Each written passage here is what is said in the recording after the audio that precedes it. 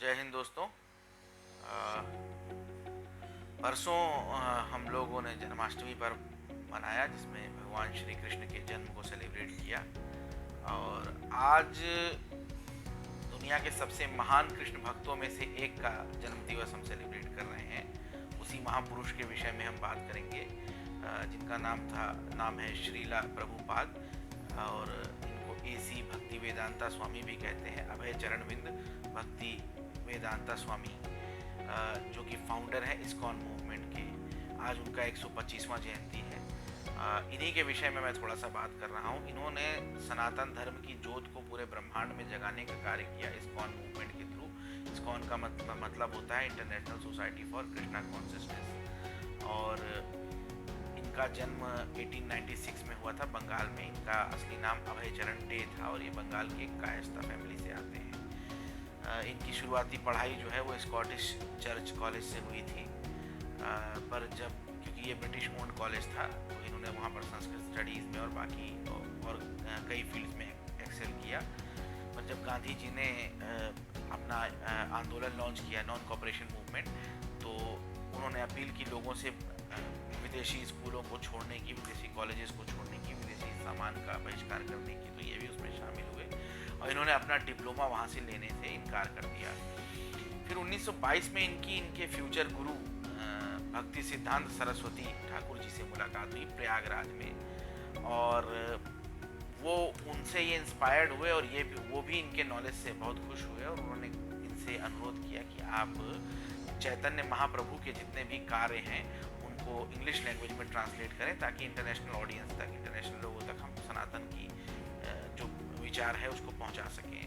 1933 में इन्होंने उनसे दीक्षा ले ली और इन्होंने शादी भी की थी, बच्चे भी थे इनके। पर पारिवारिक जीवन में एक निश्चित समय बिताने के बाद काफ़ी समय मथुरा वृंदावन में रहे, इधर उधर और जगह भी रहे। फार्मास्यूटिकल का बिजनेस भी इनके परिवार का था तो उसमें भी थोड़ा बहुत ध्यान दिया कुछ दिनों तक। 1949-50 ऑनवर्ड्स इन्होंने संन्यास ले लिया पूरी तरह से।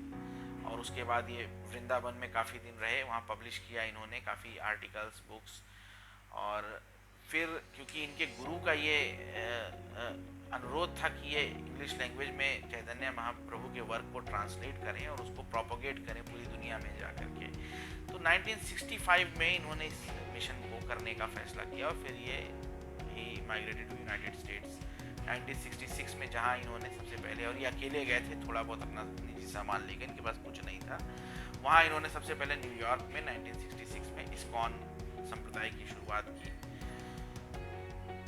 फिर 1967 में सैन फ्रांसिस्को में इन्होंने इसका दूसरा ब्रांच स्टैब्लिश किया, दूसरा टेम्पल।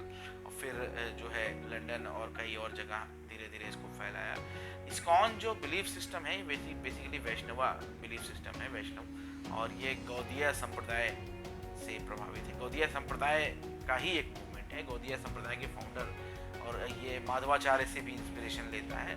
माधवाचार्य जो एक संत थे 13th-14th सेंचुरी में, वैष्णव संत थे। तो ये बेसिकली गौड़ीय संप्रदाय के फाउंडर थे चैतन्य महाप्रभु, जो राधा कृष्ण के भक्त थे। बंगाल में ही वो भी थे और बंगाल में अभी भी उनकी बहुत फॉलोइंग है। पूरे देश में, अब तो पूरी दुनिया में ही उनके फॉलोअर्स हैं। तो इन्होंने जो है इसके बाद इस्कॉन मूवमेंट की शुरुआत की वेस्ट में, जहाँ इनको बहुत पॉपुलैरिटी मिली।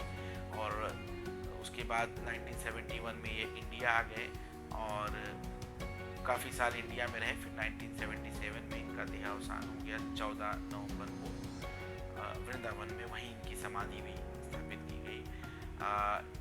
इस्कॉन मूवमेंट का एक बहुत बड़ा अचीवमेंट ये रहा कि इसने सनातन को पूरे विश्व में पहुंचाया।